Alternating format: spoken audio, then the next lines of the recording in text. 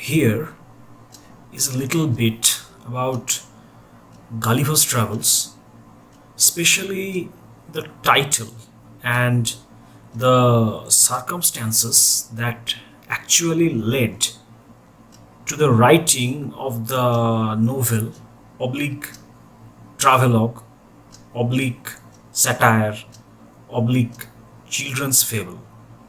Now, the full title of the novel runs something like this. Once again, I am reading from Wikipedia. Gulliver's Travels or Travels into several remote nations of the world in 4 parts by Lemuel Gulliver.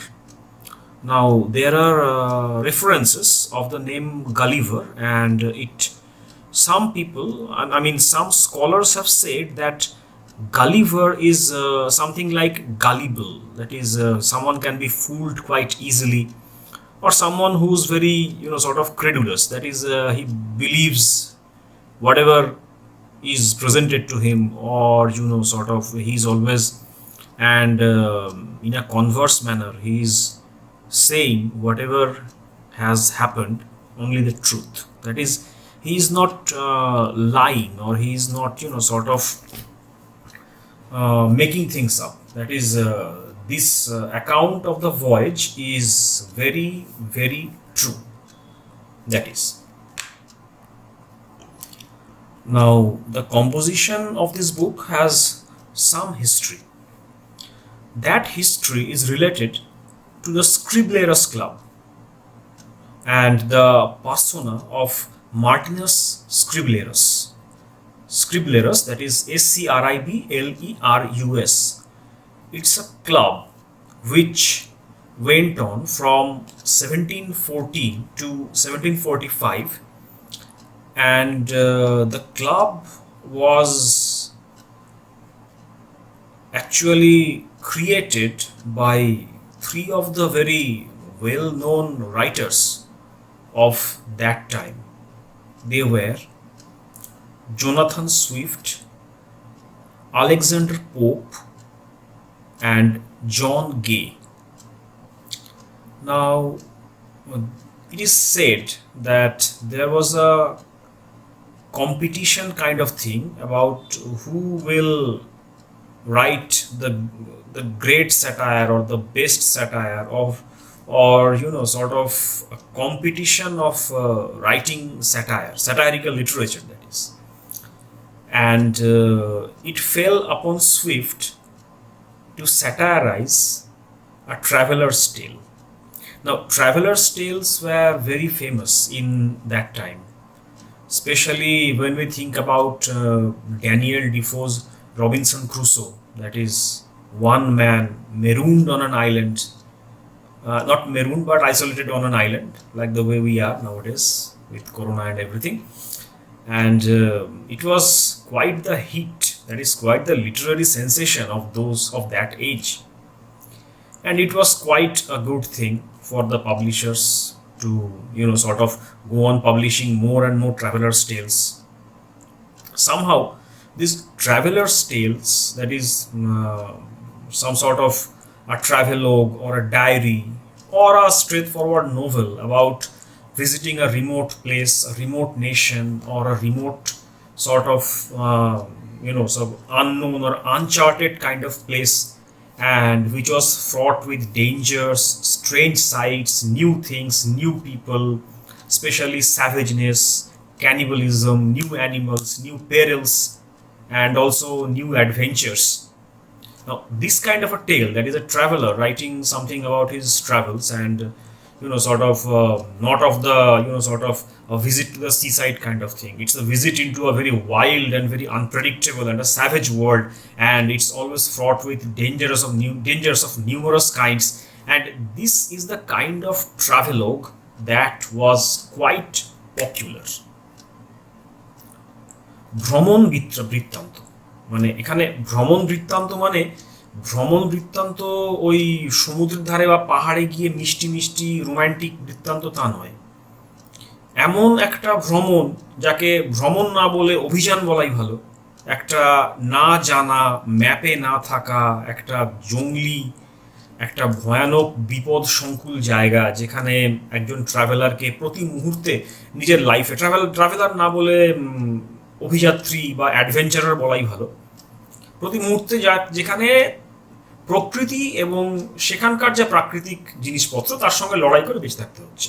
Daniel ডিফোর Robinson Crusoe যেমন একজন মানুষ একটা দ্বীপে আটকে পড়ে কিভাবে সেই জায়গাটাকে আস্তে আস্তে বাসযোগ্য করে তুলল।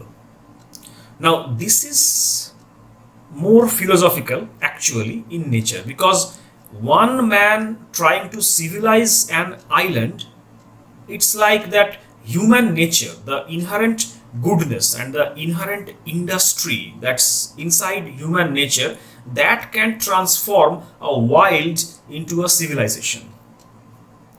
অনেকটা একটা ফিলোসফিক্যাল জায়গা, যে এটা এমনই যে মানুষের মধ্যে এমন একটা গুণ রয়েছে, তার কালচার, তার শিক্ষা, তার হাতের কাজ বা তার বুদ্ধি বা তার প্রযুক্তি, যার ফলে সে একটা বন্য জায়গাকে সভ্যতায় রূপান্তরিত করতে পারে, যেটা রবিনসন ক্রুসো করেছিল। But in the case of mister Lemuel Gulliver, we see exactly the opposite, because this book doesn't show the founding of a civilization in a wild place, but it actually shows how wild and how savage civilization actually is. That is something to be noted. Here is a quotation that I am taking from Wikipedia. Once again, it's the Wikipedia page on Gulliver's Travels. It's the first paragraph. Swift claimed that he wrote Gulliver's Travels to vex the world rather than divert it. Vex means to annoy or to, sort of shake the chair, that is, pull someone out of his or her comfort zone, to show something that's not pleasant. To vex the world, that is Swift's avowed intention, that is to vex the world rather than divert it. Divert here is roughly used as a synonym to entertain. So Swift's motive while writing Gulliver's Travels is not about entertaining the audience, but rather he is trying to annoy the audience. Why this annoyance? Because it is a satire that actually shows the inbuilt flaws and fault lines that's always present in human nature. এমন একটা satire যেটা সভ্য শিক্ষিত মানুষ এর মধ্যেও বেশ কিছু অত্যন্ত খারাপ গুণকে চোখে আঙুল দিয়ে দেখিয়ে দিচ্ছে। We will get to this once the text is discussed, but it is like this. That is very simple. Mr.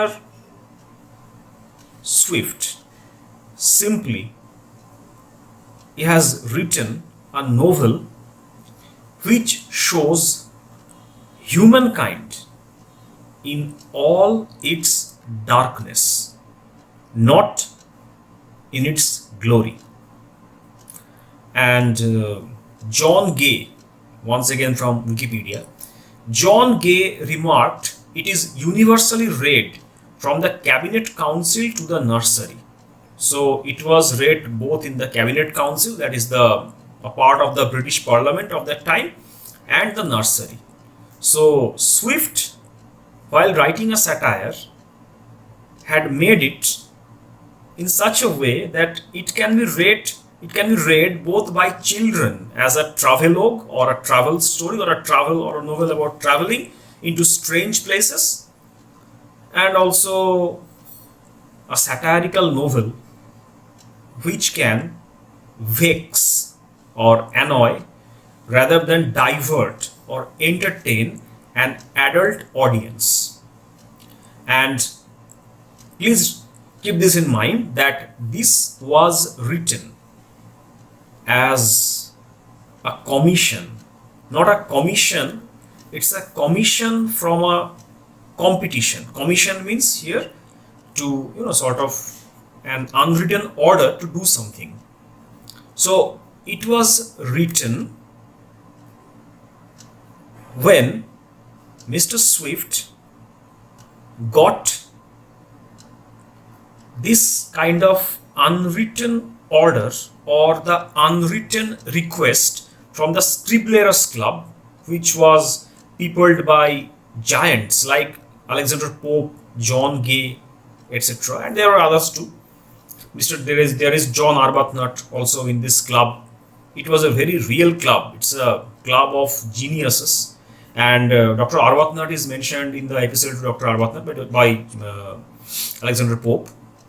So it is something like this, that they have placed a request or a competition. They are holding a competition as to who will write the great satire, the satire of the age. And obviously there was a bid to satirize the very popular travel literature of that time, which was always, sort of bestsellers in their own regard because of their adventures and strange things described in them.